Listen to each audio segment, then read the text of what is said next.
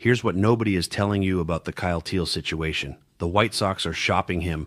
Multiple teams are interested. The Blue Jays absolutely should be making calls, and they're not. They're sitting on their hands while a 23-year-old catcher who just hit .273 with 8 home runs in his rookie season is available for trade. Meanwhile, the Red Sox, who traded him away less than a year ago, are desperately trying to get him back.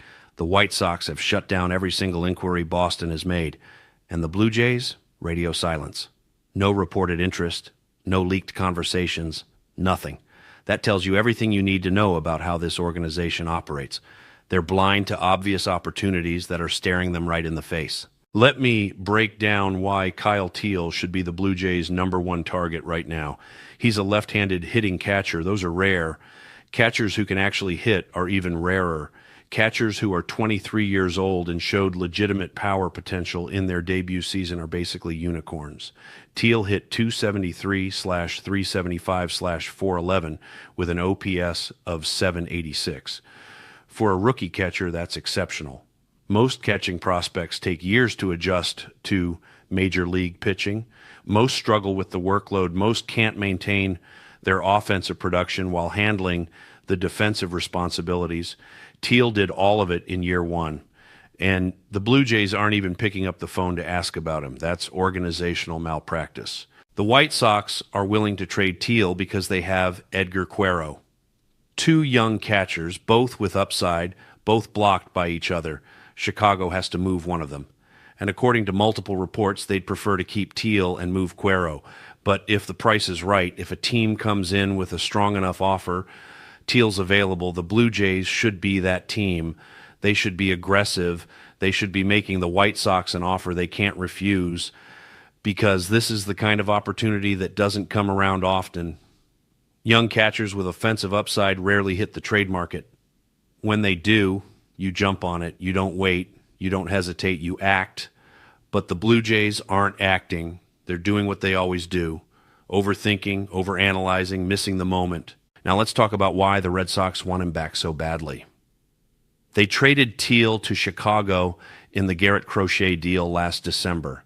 He was the centerpiece of a 4-player package that also included Braden Montgomery, Chase Meadroth, and Wickelman Gonzalez.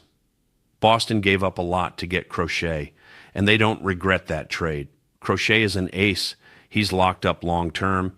He's the kind of pitcher you build around, but they miss Teel. They miss what he represented. Carlos Narvaez had a solid rookie season for the Red Sox, but he's not Kyle Teel. He doesn't have the same ceiling. He doesn't have the same upside, and Boston knows it. That's why they've inquired about him twice, once during the summer, once at the winter meetings. Both times, the White Sox shut them down. The message is clear. If you want Kyle Teel back, it's going to cost you. It's going to cost you big. So why aren't the Blue Jays involved? Why aren't they making similar inquiries? Why aren't they positioning themselves as the team willing to pay the price? Because they don't value catching the way they should. They think Danny Jansen and Alejandro Kirk are adequate. They think they can get by with what they have, and that's the problem. Getting by isn't good enough. Not when you just made the World Series, not when your window is open, not when a player like Kyle Teel is available.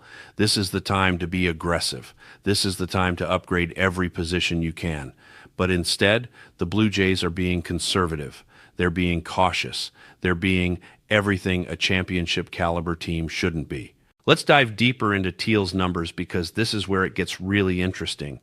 Before he got traded to the White Sox, he was dominating the Red Sox minor league system.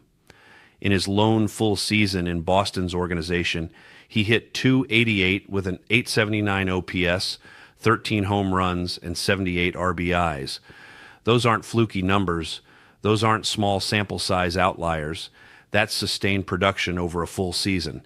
Then he gets to the White Sox, and in 50 games at AAA Charlotte, he hits .295 with a .394 on-base percentage. He steals 7 bases. He shows versatility. He proves he can handle advanced pitching. And then he gets called up in June and immediately produces in the majors. That's not luck. That's a player who's ready. That's a player who can contribute right now while still having room to grow. But here's where the story takes a turn. Teel struggled defensively in his rookie season, -7 outs above average. That ranked among the worst in baseball for catchers. He had issues with framing, issues with blocking, issues with throwing out runners. Those are legitimate concerns. Those are real problems that need to be addressed. But you know what? He's 23 years old. Defensive skills can be taught, framing can be improved, blocking can be coached. What you can't teach is his bat. What you can't develop from scratch is his ability to make contact and drive the ball. The offensive skills are there. The defensive skills will come. That's the bet you make on a player like Kyle Teel. You bet on the bat and you help him become adequate defensively. That's how you build a championship catcher. The White Sox are entertaining trade offers for both Teel and Caro. Multiple teams are interested. The asking price is reportedly high. Chicago isn't looking to give these guys away. They want significant return. They want major league ready talent or top tier prospects. And that makes sense. Why would they trade a 23-year-old catcher with offensive upside unless they're getting a haul back? But here's the thing.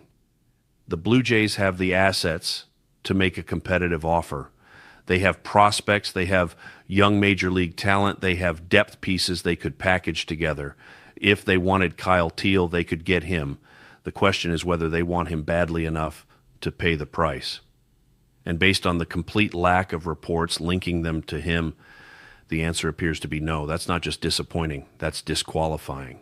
Let me paint you a picture of what the Blue Jays' catching situation could look like with Kyle Teel.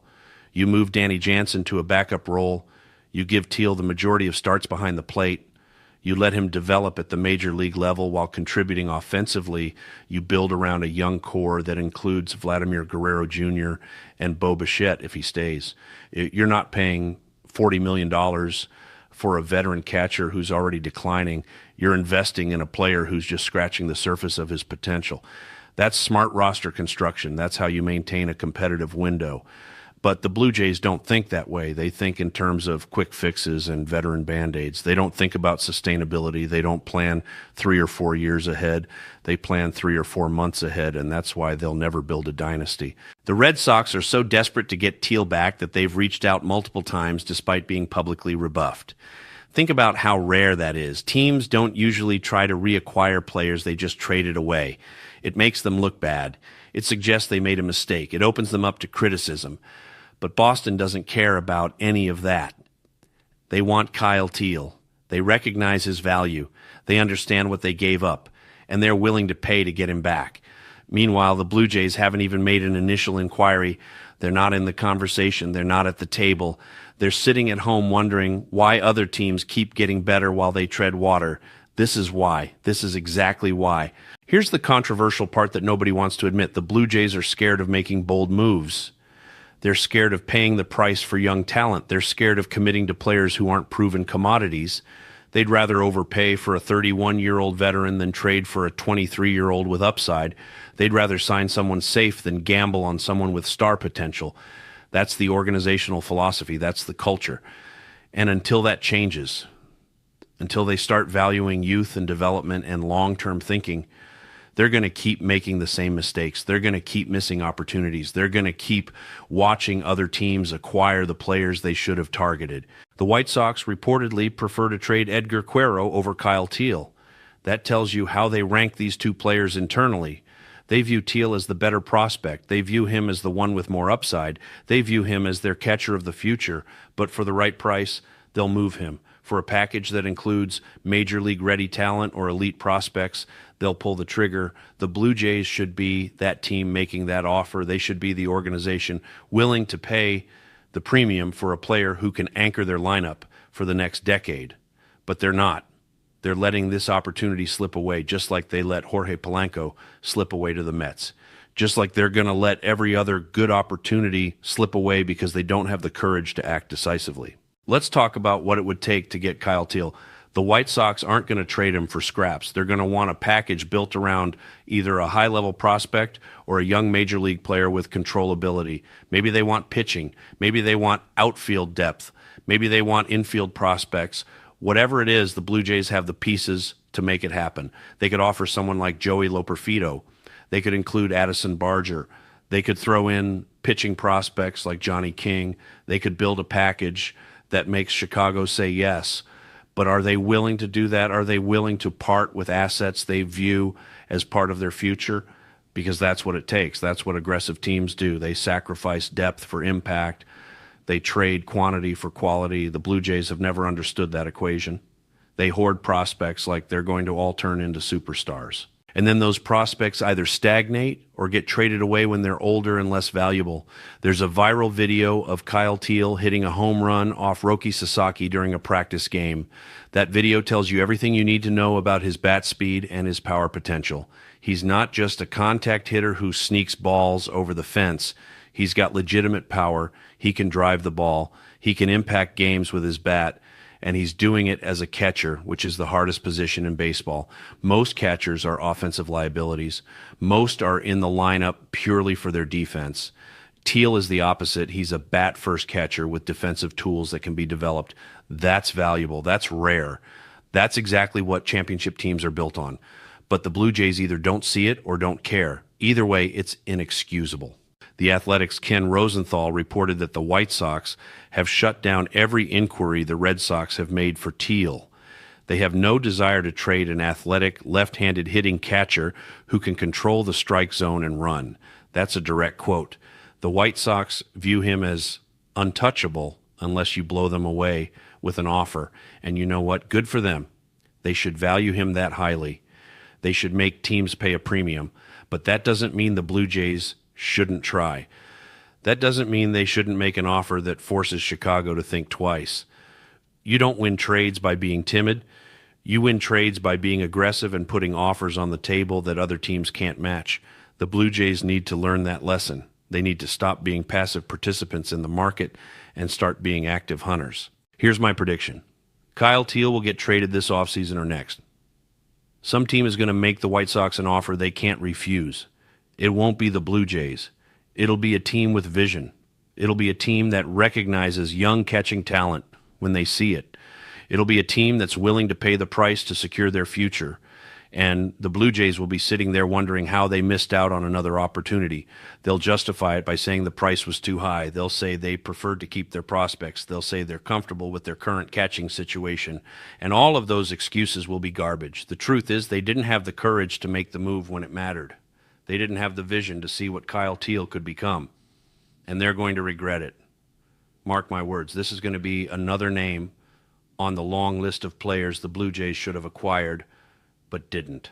Another missed opportunity in a franchise defined by missed opportunities, and that's the real tragedy here.